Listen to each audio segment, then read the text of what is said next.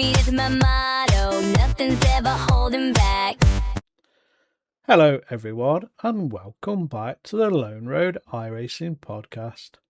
My name is Guy Robertson and thank you very much for joining me once again wherever you are listening or watching around the world. Well, week 13 has been packed away for another season. The unofficial races, the strange combos, the experiments, the chaos, the fun, it's all gone. Season 3 of 2026 is now officially underway. By the time this podcast lands in your ears or in your eyes, we'll already be somewhere around the middle of week 1. The first championship points are already on the board. The first incidents have already happened. Some drivers will already be celebrating a brilliant start to the season.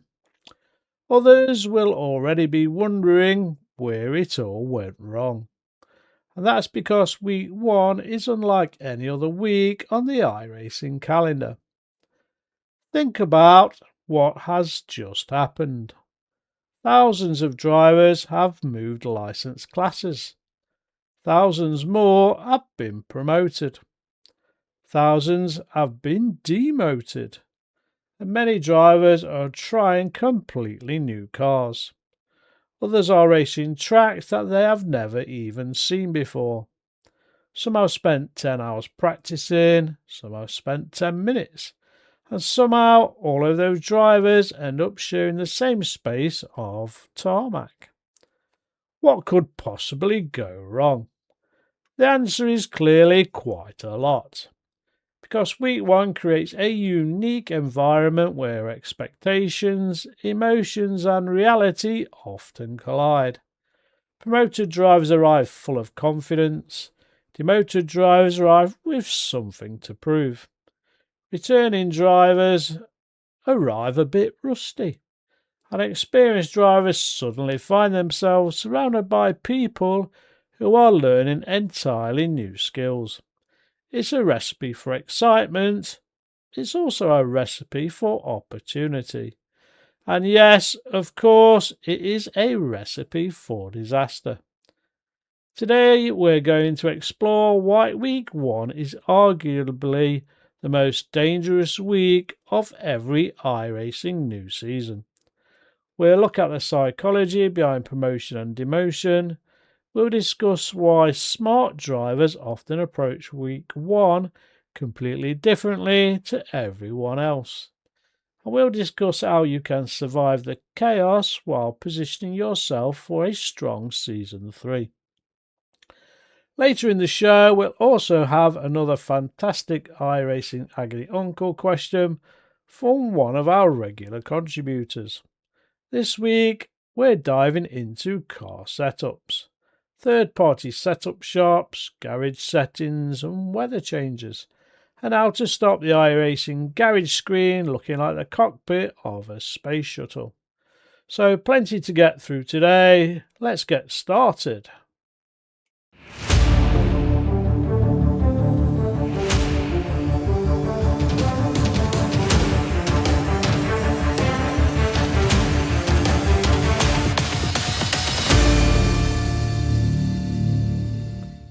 Let's begin with the group that usually arrives at the start of a new season feeling fantastic, the promoted drivers.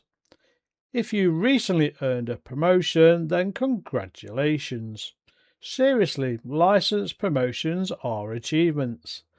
They're evidence that you have reached a certain level of consistency and race participation.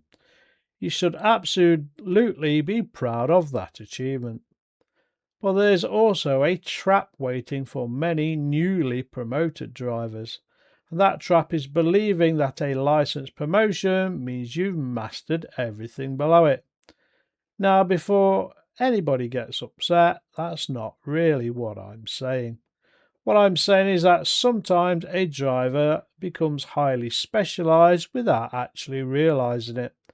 You may have spent an entire season, for example, mastering one car, one track style, one race format, or one type of competition.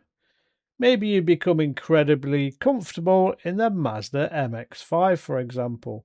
Maybe you've spent an entire season racing the FF1600. Maybe you have become a GT4 specialist. The danger comes from that comfort zone, which suddenly disappears.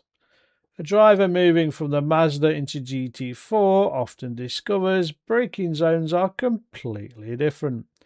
Traffic management changes, race strategy changes, tyre management changes, and then tyre experience changes. Similarly, a driver moving from FF1600 racing into FIA F4 often discovers that small mistakes now carry much larger consequences. The cars are faster, the reactions required are quicker, and the commitment level increases. The margin for error shrinks, and here's the important point. None of that means you weren't ready for promotion. It simply means promotion is the beginning of a learning journey rather than the end of one. I remember several times throughout my iRacing career where I earned access to a new license class and immediately believed I was ready for that challenge. Then reality arrived, usually at turn 1, usually travelling at a considerable speed, usually involving another driver who was also equally convinced that they were ready. And that's one of the hidden realities of week 1. Everybody is buzzing and they're feeling confident. Everybody feels optimistic. Everybody wants to start the season strongly. Unfortunately, confidence doesn't always arrive alongside that experience. That's why newly promoted drivers often become one of the most unpredictable groups on track. Not because they're bad drivers, far from it. They're learning, they're adapting, they're discovering new limits. That process naturally creates mistakes. The smartest promoted drivers understand this immediately. They don't enter week 1 trying to prove they belong. They enter week 1 trying to learn why they belong. And that's the mindset that makes all the difference. Now, moving on to the second group, the demoted drivers. Now, we're going to talk about the other side of the coin. The drivers who opened up their iRacing profile after the end of Season 2 finished and discovered something they didn't really want to see. They've been demoted. Let's be honest, nobody enjoys being demoted. Nobody jumps onto Discord and proudly announces, "Great news, everyone, I've gone backwards." It hurts, and on a personal note, I've experienced this going from A to B class quite a few times over the 4 years on the service. So, yeah, you have a sense of pride. Sometimes more than we care to admit, because demotion actually does feel personal. Promotion feels like recognition. Demotion feels like rejection. Now, logically, we know that's not true. The license system isn't emotional. It isn't judging you. It isn't picking favourites. It's simply looking at the numbers. But we're human beings, and human beings really process setbacks through pure logic. We process them through emotion. The first reaction is often frustration. The second reaction is usually denial. And the third reaction can be dangerous, because many drivers convince themselves they don't belong now where they are.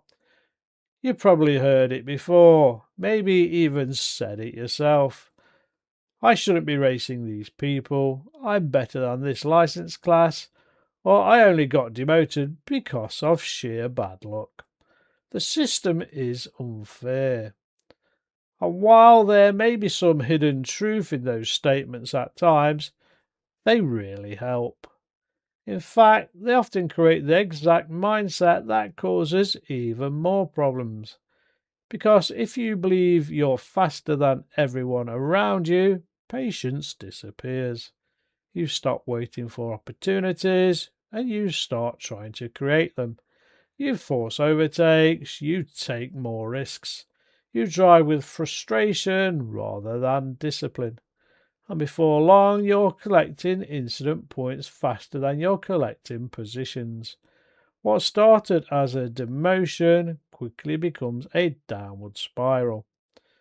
The interesting thing is that two drivers can experience exactly the same setback and respond completely differently. Driver 1 gets demoted and becomes angry. Every race becomes personal. Every battle becomes emotional. Every mistake becomes someone else's fault.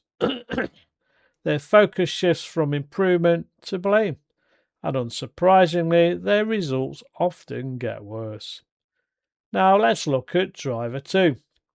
They've also been demoted and asked themselves a simple, honest question. Well, why did I get demoted? Why did this happen? What caused it? And what can I learn from it? Now, that's a completely different mindset because the moment you start asking questions, guess what? You find the answers. Maybe the issue was your racecraft. Maybe it was concentration. Maybe it was impatience. You took too many risks. Maybe it was poor preparation. You didn't try the track till the day that the tracks changed. Maybe it was trying to race too many different series, for example. Maybe it was simply a run of bad decisions. Whatever the answer is, identifying it gives you something powerful: control. You can't control what happened last season, but you can control what happens during the new season. And that's why I actually think demotion can be one of the most valuable experiences an iRacer ever has. Now, I know that sounds strange, but think about it. When things are going well, we often ignore our weaknesses. Success has a habit of covering cracks. Failure exposes them, and suddenly the weaknesses become impossible to ignore. And once you can see them, you can start fixing them. Some of the strongest drivers on the service have experienced major setbacks, massive I-rating losses, license drops, terrible seasons, long losing streaks. The difference is that they use those setbacks as information rather than evidence of failure. They analysed, they adapted, and they improved. And eventually they came back stronger. Now let's connect this back to week 1. Why can demoted drivers become dangerous? Not because they're bad drivers, often they're very capable.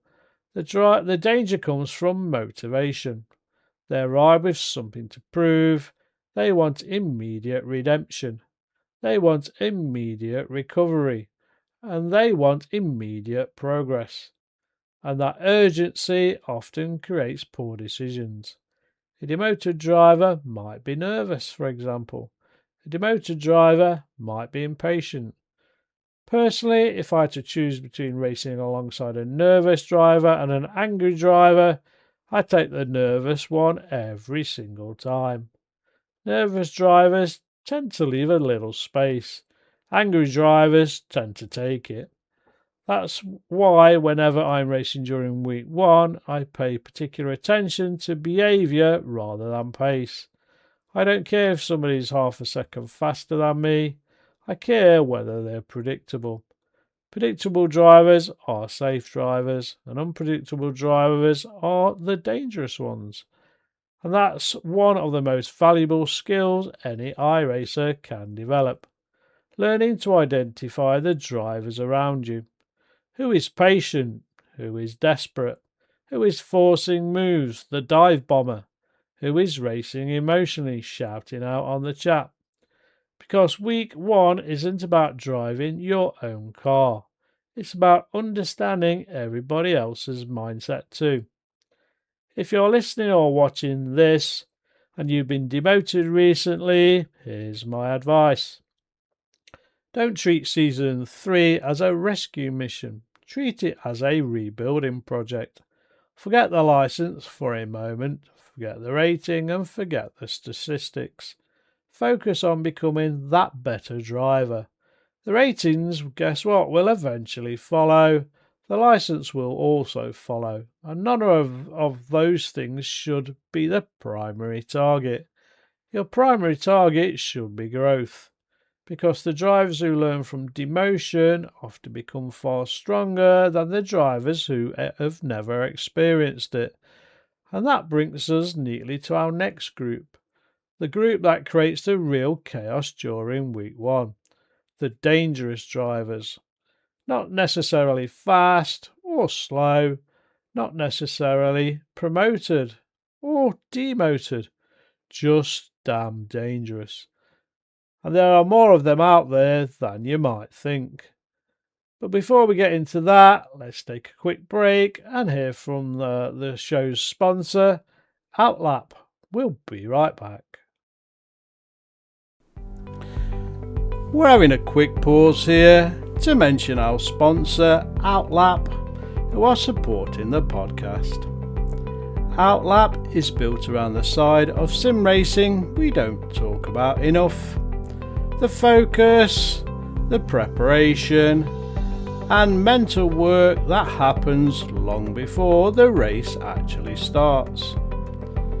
It's not about hype or loud designs. It's about process, patience, and showing up ready, whether that's in the rig or stepping away from it.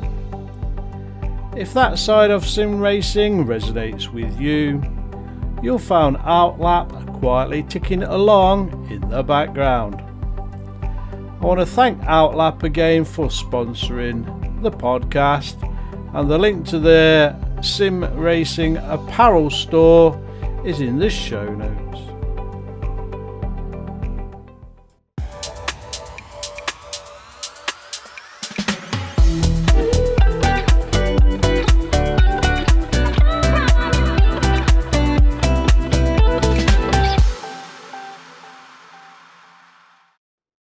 Welcome back.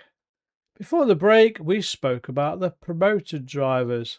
Then we looked at the demoted drivers. Now it's time to talk about the group that gives this episode its title, the dangerous drivers.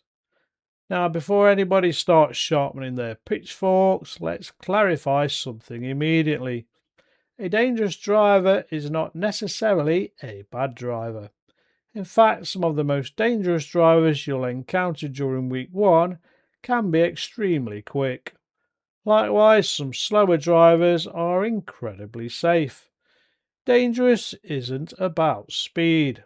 Dangerous is about unpredictability. Week one is absolutely full of unpredictable drivers, because while promoted and demoted might change someone's license, week one changes everyone's environment.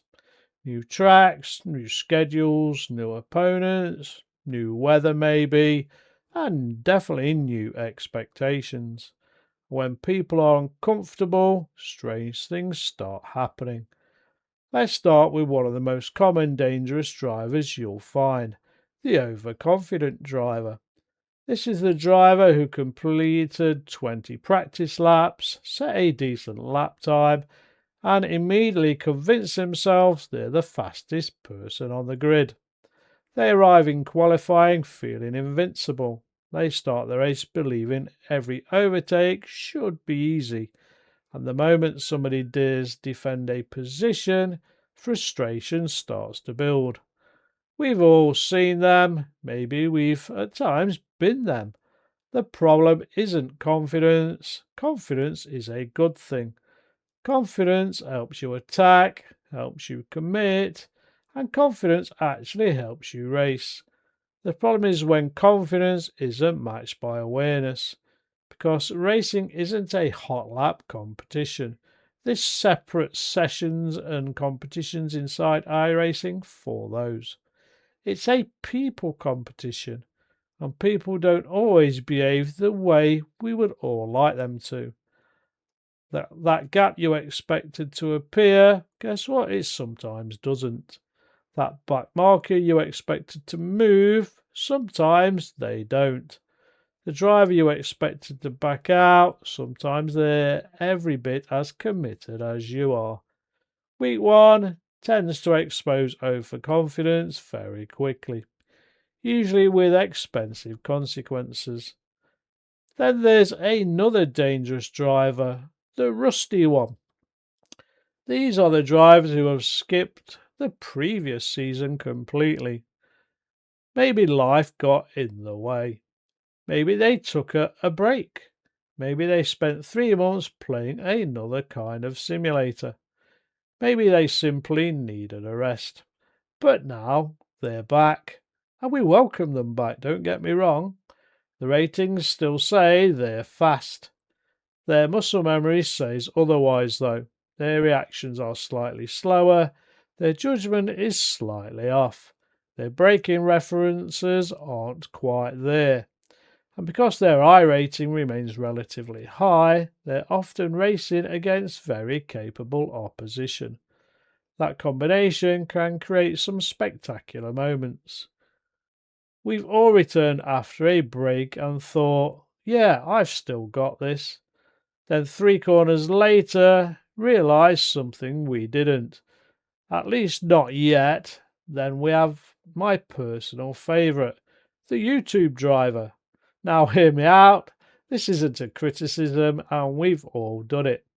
You watch a track guide, you watch a setup guide, you watch a professional driver lap the circuit. Suddenly, you feel ready. The problem, watching isn't actually doing. You know the theory, you don't yet own the experience. So you enter the race convinced you understand the track. Then you discover that understanding a braking marker and executing a braking marker under pressure are 2 very different things. Week 1 is full of these moments. Knowledge without experience, and that creates mistakes. But perhaps the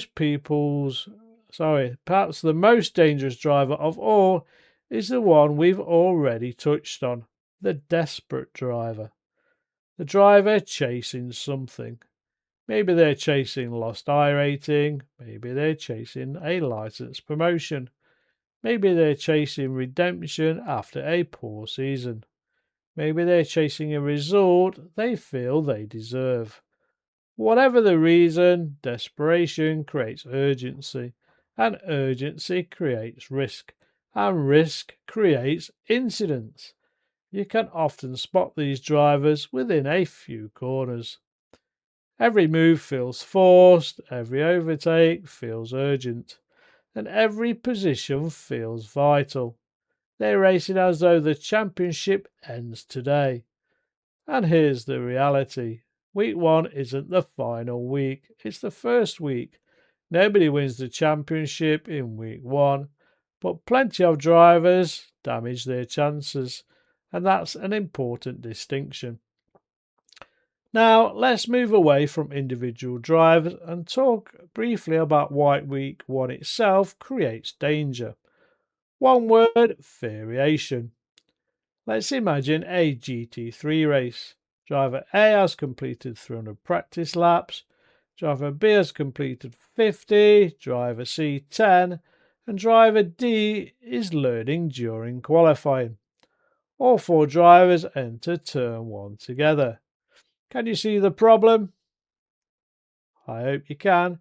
They all have different expectations, different braking points, different confidence levels, different understanding of tyre grip, different understanding of fuel loads, and different understanding of weather conditions. They're essentially driving 4 different races while sharing the same space on the track. That's why week 10 often feels calmer than week 1. By week 10, everyone broadly understands the challenge, the field has naturally settled, and the learning phase is over. Week 1 is chaos because everyone is still writing the instruction manual, and then we add weather, one of the most underrated danger factors in modern iRacing. Let's say you've practiced all week in cool conditions, race day arrives, and the track temperature jumps by 10 degrees. Suddenly the braking points change, tyre behaviour changes, grip levels change, and the car you spent hours learning feels different. This is where the smartest drivers adapt. The dangerous drivers continue driving as though nothing has changed. That often is where incidents begin. Now, here's something that may surprise some listeners or viewers. The most successful week 1 drivers are rarely the fastest. They're usually the most patient ones. And think about that for a second. They're not the quickest, they're not the bravest, they're not the most aggressive, but they are the most patient. Because patient drivers understand something important. Week 1 is information gathering, it's reconnaissance, it's exploration, it's learning. A patient driver is constantly collecting data. Where are overtakes possible? Where are incidents happening? Which corners catch people out? Which drivers are trustworthy and which ones are dangerous? The more information you collect, the easier future races become. That's why my personal approach to week 1 has changed massively over the years. When I first joined iRacing, every week I felt like an opportunity to attack. Now it feels like an opportunity to observe. I still race hard, I still want good results, but my primary objective is understanding the combination, understanding the competitors, and understanding the risks. Because if I can leave week 1 knowing more than I did at the start, I've already succeeded. And that's probably the biggest takeaway from today's episode. Danger isn't something to fear. Danger is something to recognise. The drivers who struggle during week 1 are often surprised by the chaos. The drivers who succeed expect it. They know the promoted drivers are learning. They know the demoted drivers are frustrated.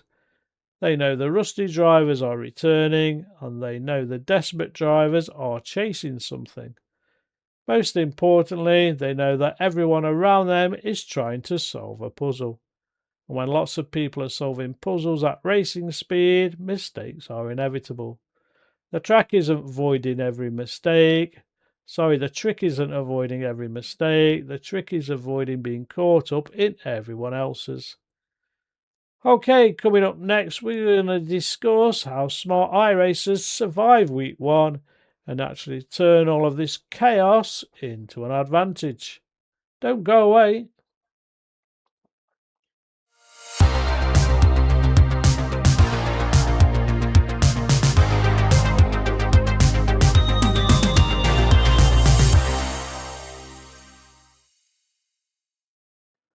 So we've spoken about the promoted drivers, we've spoken about the demoted drivers, we've spoken about the dangerous ones. The question now becomes simple. How do you survive all of it? Because let's be honest, most listeners or viewers aren't turning into this podcast because they want to become one of the dangerous drivers. You're listening because you want to improve. You want to finish more races and you want more safety rating and more I rating. And if I've got that wrong, please somebody let me know. We all want fewer frustrating evenings sitting in front of a replay screen wondering what just happened. So let's discuss some practical ways of surviving week 1.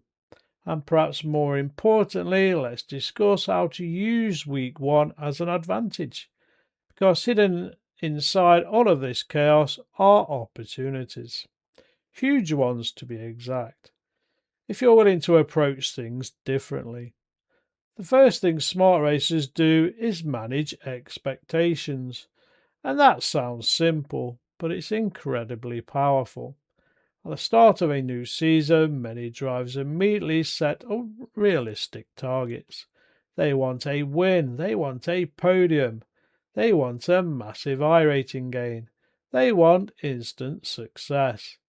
The problem is that expectations can become pressure. Pressure becomes frustration, and frustration creates mistakes. Instead of asking how much iRating can I gain this week, think about this and ask yourself something different. What can I learn this week? It's a subtle change, but it completely changes your mindset. Suddenly, every race becomes valuable.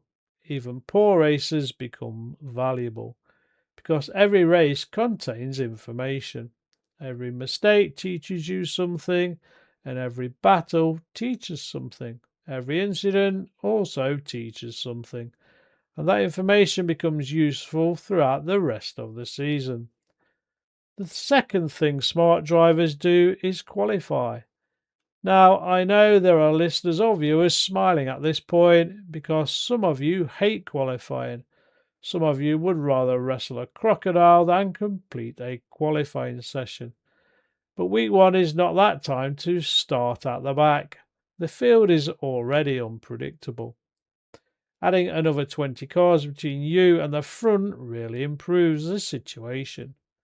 Starting near drivers with similar pace gives you a better chance of surviving the opening laps. It doesn't guarantee safety, nothing does, but it improves your odds. Racing is often about improving odds. The third thing smart drivers do is leave margin. This is one of the hardest lessons to learn in iRacing, particularly if you're competitive, particularly if you're chasing ratings, and particularly if you're trying to prove something. But week one rewards patience. Imagine there's a 50-50 overtake opportunity. You could force it. You might gain the position. You might also destroy both cars. Or you could just wait. Perhaps the opportunity becomes 90-10 three corners later. Week one rewards the second option far more often than the first. Because many incidents don't happen because drivers are malicious. They happen because two drivers simultaneously decide this is my moment. Sometimes the smartest move is simply waiting for a better moment. Now let's talk about something that many listeners or viewers won't expect. One of the biggest advantages during week one is observation. Watch people, seriously watch everything. Who is smooth, who is aggressive, who is consistent, who is struggling, who looks like they're overdriving the car, and who is making all the mistakes. You can learn an enormous amount before ever attempting an overtake. One of my favourite things to do during the early races of a season is to identify the drivers who are fighting their cars. You can almost see it. They're correcting constantly, missing apexes, running wide, and overusing curbs. Those drivers often create opportunities without you needing to force anything. Patience allows those opportunities to arrive naturally. Another important survival strategy is accepting that mistakes will happen. Not might happen, but they definitely will. The mistake many iRacers make is expecting perfection. They become angry when perfection doesn't arrive, and here's a secret. Even the best drivers in the world make mistakes. The difference is how they respond to them. Some drivers make a mistake and spend the next 10 laps thinking about it. Others make a mistake and immediately refocus. The second group almost always recover better. Week one is full of surprises. You will miss braking points, you will misjudge grip, and you will make errors. Excuse me. The key is not carrying those errors around like luggage for the rest of the race. learn from them, then move on. Now let's discuss perhaps the biggest opportunity hidden inside week 1. Championship points. Many drivers approach week 1 cautiously. Some skip it entirely and others spend time practicing. Some wait for the community to discover the fastest setups. Some wait for track guides, some wait for weather information, which means if you're prepared, week 1 can become an opportunity to bank points while everyone else is still figuring things out. You don't need to dominate, you don't need to win, you simply need to be present and consistent and reliable. And surprisingly, that combination is often enough. I've seen countless seasons where the eventual championship winner wasn't the fastest driver. They were simply the most available, the most consistent, and the least dramatic. While everyone else was chasing glory, they were quietly collecting points, week after week, race after race. That's often how championships are built, not with spectacular victories, but with relentless consistency. And perhaps that's the biggest lesson of today's episode. Week 1 isn't really about speed, it's about discipline. The promoted drivers are excited, the demoted drivers are motivated, the dangerous drivers are still unpredictable, the smart drivers, well, they're thinking long term. They're building foundations, they're learning, they're adapting, and they're gathering information. And by the time week 10 arrives, those foundations often become the difference between a successful season and a frustrating one. So if season 3 hasn't started perfectly for you yet, there's no reason to panic. It's only week 1. One race, one result. A season is a marathon, not a sprint. The smart racers know that the goal isn't to win week 1. The goal is to put yourself in the best possible position for the end of week 12. Now, speaking of learning, adapting, understanding more about our cars, it's time for this week's iRacing Agony Uncle. This week we have a fantastic question from one of our regular contributors that I suspect will resonate with a huge number of listeners or viewers, because we're diving into something that intimidates many iRacers more than Turn 1 at Monza, the garage screen. Don't go away.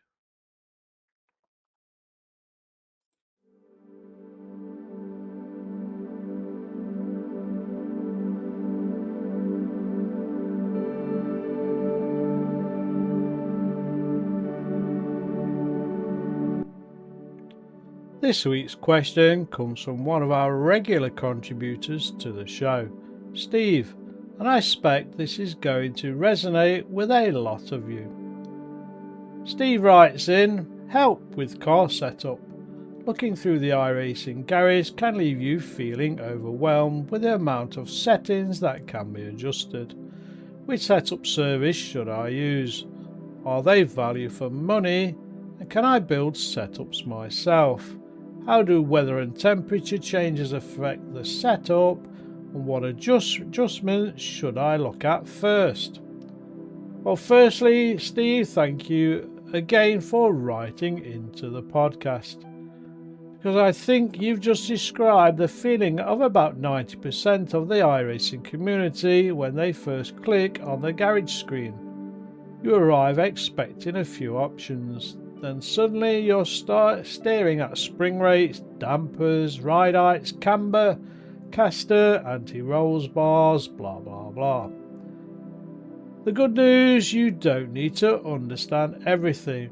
The bad news, eventually you'll want to understand some of it. Firstly, let's bust a myth. A setup will not magically make you fast. This is probably the biggest misconception on iRacing. Listeners and viewers often think, if only I had the VRS setup, I'd be half a second faster. In reality, a 2KI rated driver with a VRS setup is still likely to be a 2KI rated driver. A 5k driver could probably jump into the baseline setup and still be incredibly competitive. Setup fine-tunes performance, it doesn't replace driving skill. Think of it as the final 5% and not the 95%. So, question: should beginners even worry about setups? My honest answer is not much. And I'm going to be honest with you on that. I only use the iRacing setups. The stock, the ones that the iRacing devs have kind of set up for that track. I've never used a setup in my career so far on iRacing. So if you're learning racecraft, if you're learning consistency, learning tracks and learning tyre management, then setup work is usually quite low on the priority list. Excuse me. Many listeners would gain far more lap time by improving braking, improving turning, throttle control and consistency than they ever would from any setup adjustment. What about third-party setup services and to take all that stress away? VRS is probably the most recognised.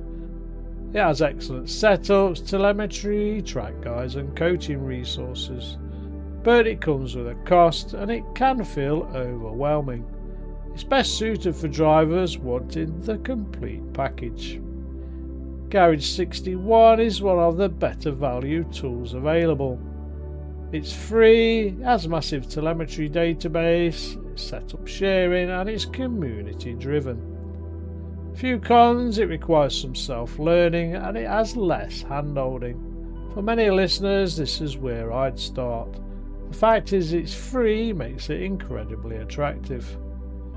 Then there's Coach Dave Delta, well known within sports cars. It has strong GT setups, it has a user-friendly interface and some good track guides. Fortunately, it comes with a subscription cost, and it's less useful if you race many other disciplines. One called Grid and Go that I've not heard about before is growing in popularity. Easy access and it has a good setup category. Unfortunately, it has less additional training content. Another question Steve asks is, could you build your own setups? And the answer is absolutely. And honestly, I think every iRacer should learn the basics. And I haven't, so, I'm just lazy, I suppose.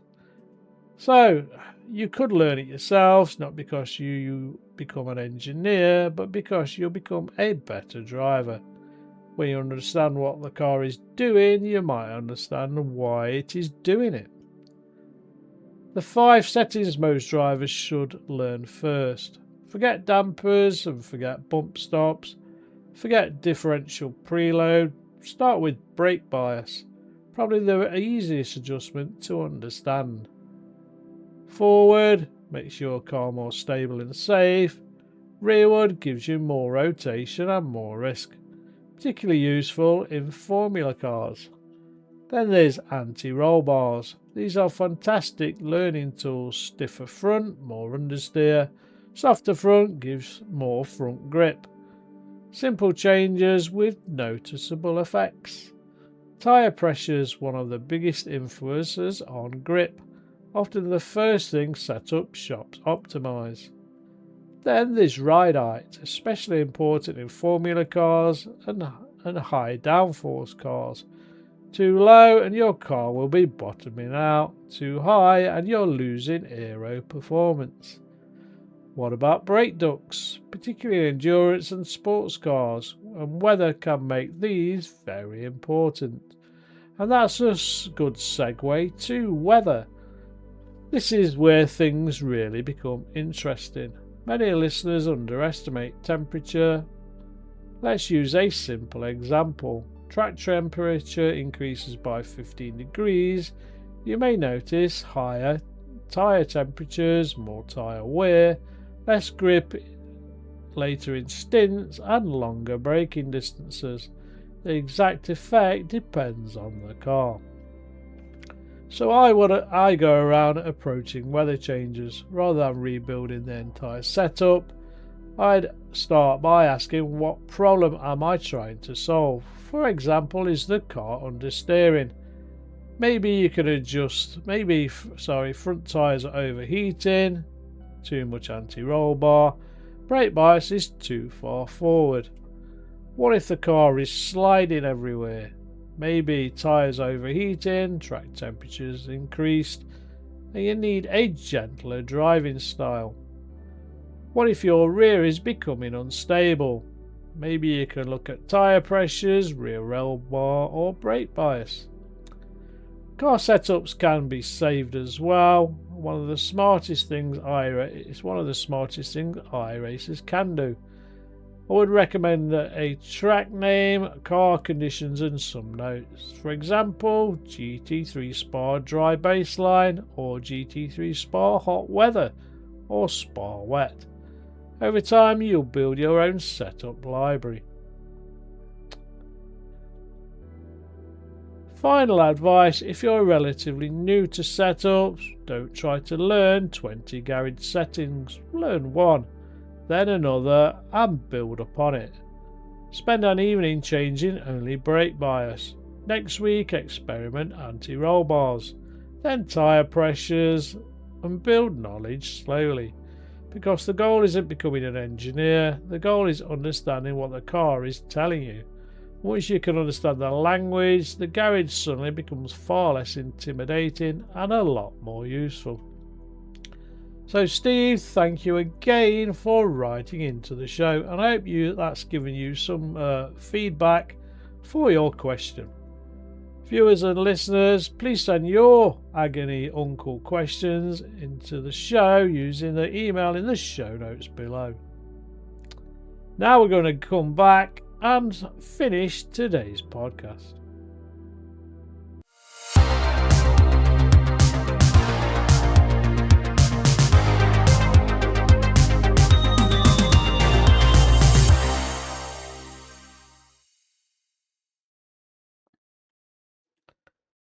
Final thoughts then for today's podcast. Well, that just about brings us to the end of another episode of the Lone Road iRacing podcast. This week we've talked about promotions, we've talked about demotions, and we've talked about dangerous drivers. And hopefully we've discovered that week one isn't quite as simple as it first appears. Every new season starts with optimism, fresh goals, fresh opportunities, and fresh challenges.